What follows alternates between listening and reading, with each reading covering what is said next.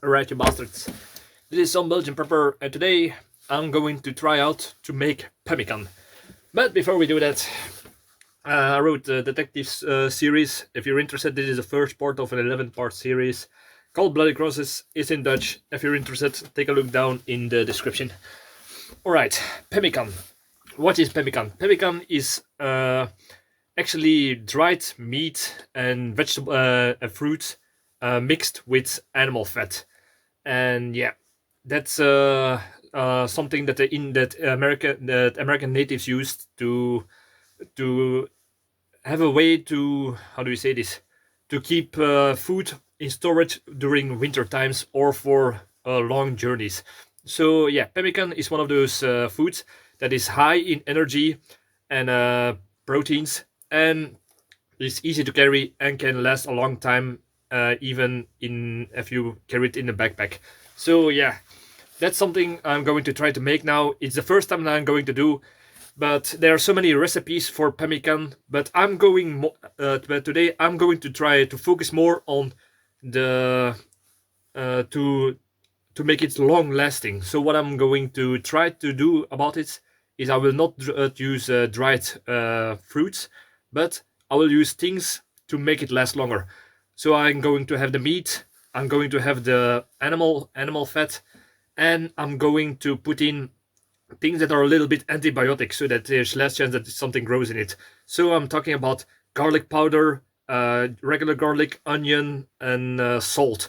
With those three things combined, I'm trying to be I'm sure that it will last a longer time than with other recipes, because that's the goal. It will taste less better perhaps, but my goal is to take meat and try to make it last for a longer time. And it's always something that I always wanted to try out. So let's try out to make some pemmican. Alright, so I took the meat. I just used a regular ham and beef.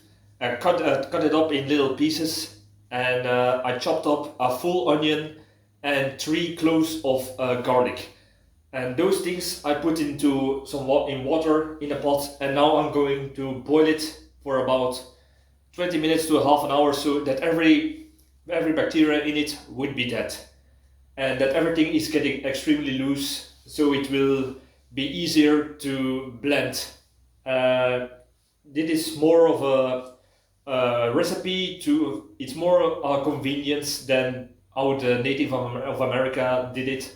But I just want to make sure that everything can be made as small as possible to be blended, so it will dry more easier, because gas is very expensive these days. Well, that is not really necessary for the video, but it's just a little side note. This process that I already used with the onions, the garlic, and the meat that I'm boiling, it smells just like my grandma's kitchen, and it brings so much good memories back. So even this you could actually eat, but I will leave it for today and try to turn it into pemmican. All right. So now now that everything is boiled, and so there are almost no bacteria in it, we're going to blend the shit out of the meat and the garlic. So wait, this is one of those mixers that are still from my parents, and this thing is like 34 years old, so I hope it will work as fine. I'm gonna put this on because this is freaking loud. Let's see how this works. This is the first time I'm going to actually use this, so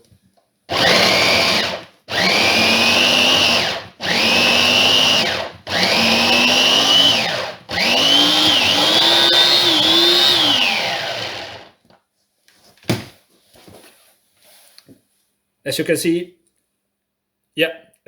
it's this is more of a pulp, and that is what we are going to dry next in the oven, so it will become very dry and hard. And that way I'm going to put it back inside this, but of course cleaned, and pulverize the dried meat till a powder. So that's what we are going to do next. All right, first I'm going to spread the everything inside of it, out of this, on a thin layer over what's going into the oven. As you can see, it looks a little bit like tuna or cat food tuna. The reason why it looks like this now is because I try to leak as much moist out of it, because that's the point about drying this, to see that there is less as the least amount of moist inside of this, so it will dry quicker. And when the moist is gone, then actually there can be no bacteria or other pathogens grow inside of it. That's it. So yeah, we're going to spread this a little bit, so as thin as possible. It almost looks a little bit like powder already, but there are some big pieces of onion still lingering around. But when they dry it and I will pulverize it again in the blender, then it probably will be no problem.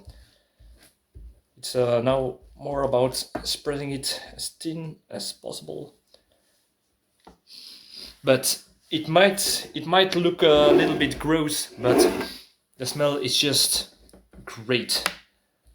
Just like I said before, it smells like the kitchen of my grandma, and ooh, it smells very good. Alright, so this is with the least amount of moist. Alright, now we're going to put this right in the oven and let it dry for at least 6 hours on, I would try between 60 and 70 degrees Celsius.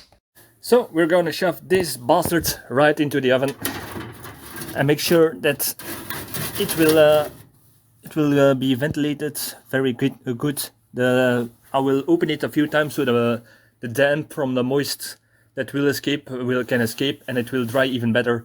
So between 60 and 70 degrees for 4 or 6 hours. We'll see how well it will go. So yeah, let's see. So the meat powder is I have put it into this mortar, and I start to, as you can see, I will start to grind it into a fine powder. And while I do that, the animal fat is starting to melt. So that's a way to save some time.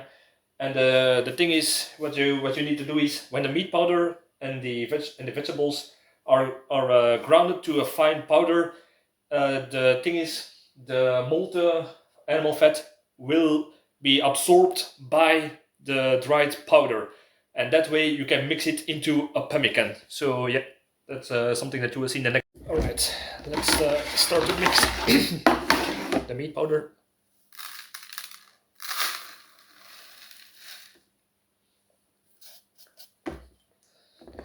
Put it right here. And always take the molten animal fat. We will start to mix it. The thing is, you have to mix it, but you cannot mix too much with it.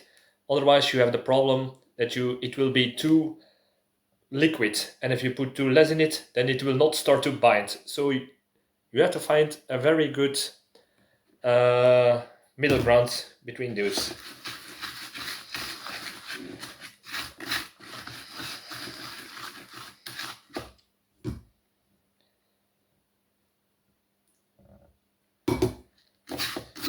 That's also a reason why you probably should make some always make some extra meat powder.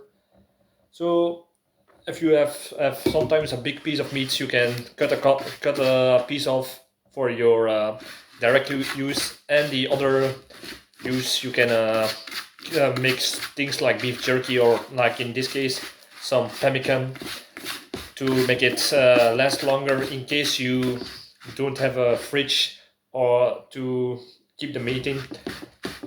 So it's now only just start to mix it. I think it's a little bit too moist, but we will see about that.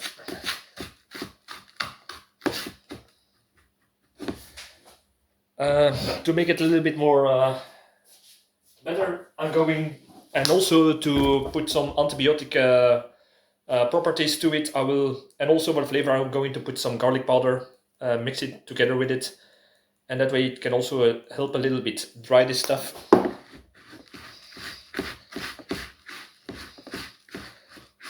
What you also can do is put perhaps put some honey in it. Honey is also antibiotic and could serve as a protective layer when it start to bind together again when it's cold. So I'm now going to make it a little bit like this. As you can see, it's clotted a little bit together. Yeah, it's not that much, but I only had this big piece of meat. So yeah, but it's really heavy and it has all the nutritions and calories of the meat, the onions, the garlic powder, and the lard inside of this small thing. So this is, for its size, it's really a high density why it's heavy. So what I will do now is I'm gonna put it into the fridge and hopefully the lard will start to get hard again and will encase all the meat powder together. So yeah, let's see how that will work. Alright, so we got the pemmican out of the fridge and look, like you can see, it's now a solid solid state of meat powder and the lard that is now dried up like a wax. So yeah, let's try out a piece.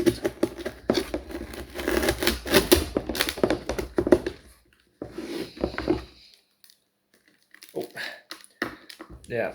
Perhaps I should have used a little bit more animal fat to keep it more together, but like you can see, it's solid pieces.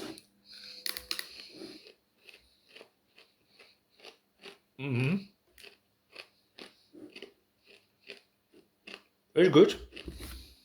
The taste, although I put some extra garlic powder in it, it's a little bit neutral and a little bit meat and dry, but whether if it's all with the energy from the meat powder, the vegetables, and the garlic powder, then I would say this is something that you could easily put in your bug out bag. What you should do after making one of these is put into a vacuum or a mylar bag so you can store it outside of a fridge or a freezer without the need for a lower temperature. So yeah, in a mylar bag or a vacuum bag, this would be held for at least a year in your pantry. So yeah, or in your bug out bag for and change it every year or something. So yeah, I would say this is my first time making a pemmican, and yeah, I would say it's a success. And there are other ways to make this recipe, or other things you can put in, like dried fruits, and to give it more of a taste, or put honey over it. But yeah, that's to everyone his own taste. My goal was to make pemmican that could last for a long time without refrigeration. So I would say thank you for watching. Leave a like if you have any other recipes to improve it or to make it last longer. Let me know it, and see you in the next video. Cheers.